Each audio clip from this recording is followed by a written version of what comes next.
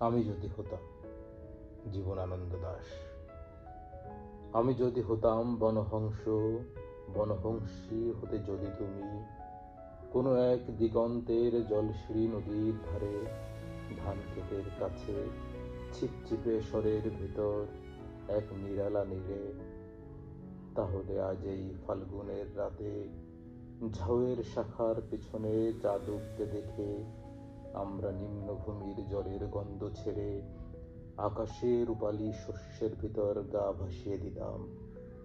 তোমার পাখনায় আমার পালক, আমার পাখনায় তোমার রক্তের স্পন্দন, নীল আকাশে ক্ষয়ক্ষেতের সোনালি ফুলের মতো অজস্র তারা, শিরীষ বনের সবুজ রোমশনীরে সোনার ডিমের মতো ফাল্গুনের চাঁদ।